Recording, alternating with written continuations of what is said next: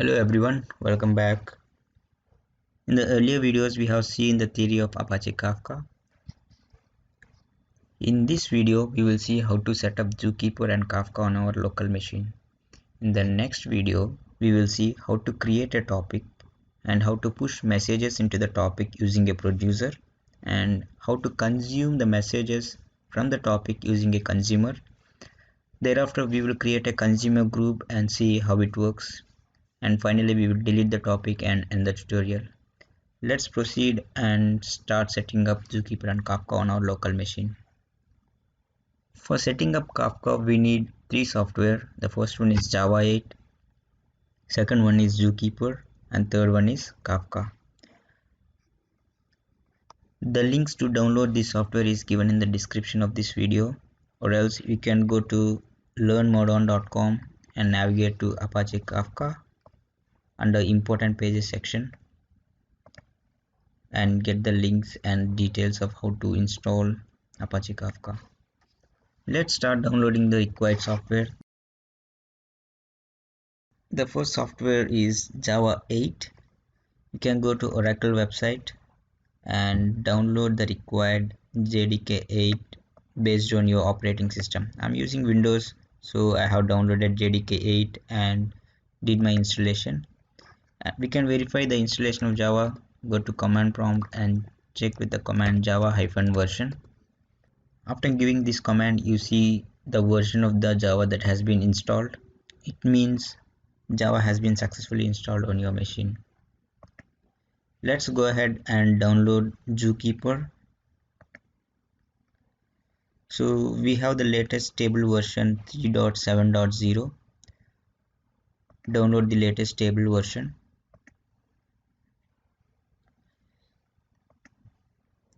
And also go to Kafka. Download the Kafka from Apache website.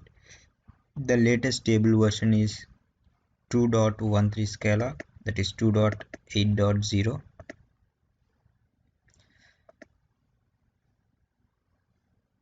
After downloading the software, go to C drive and create a folder Kafka setup, and then move the downloaded files to this folder. I have downloaded Zookeeper and Kafka. Now let's extract Kafka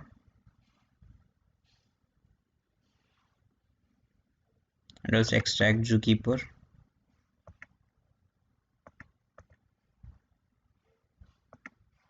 Rename Kafka so that we get rid of underscore, dot and other special characters, and also replace Zookeeper with Zookeeper as the folder name.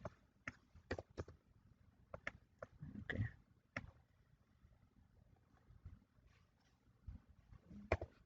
Okay. Now you see the Kafka and Zookeeper is downloaded and extracted in your C drive. Let's create one more folder called data, and inside data let's create Kafka and ZK for Zookeeper. So these two are the folders where we store the data for Zookeeper and Kafka.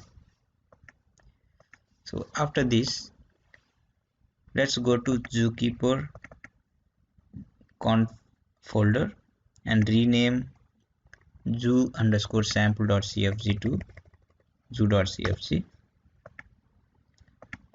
and open this with Notepad++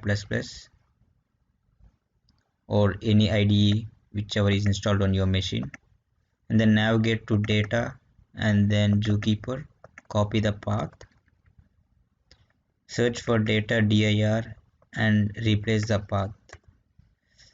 Ensure you give / on your Windows machine, or else you will face some issues. Instead of / you can also give 2 backward slashes so that it works fine on Windows machine. Save this file and close it. Copy the path of Kafka as well. Now let's go to Kafka config folder and then server.properties. Search for log.dirs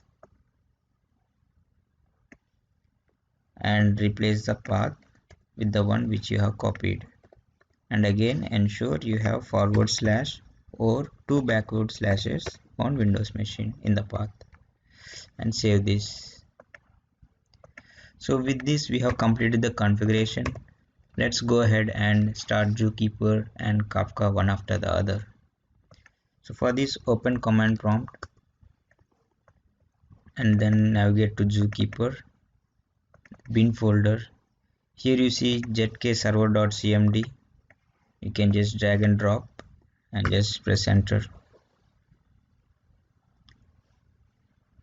So now the Zookeeper is up and running.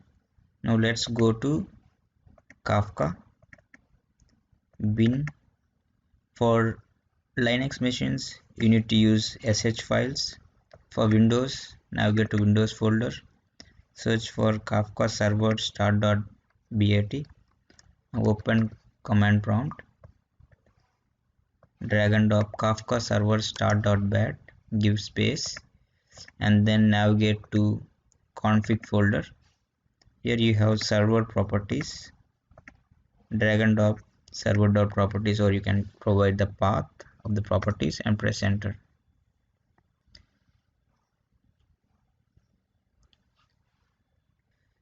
Now we have Zookeeper and Kafka, both are up and running. So in the next video we will see how to create topic and publish messages and consume messages using Kafka tools.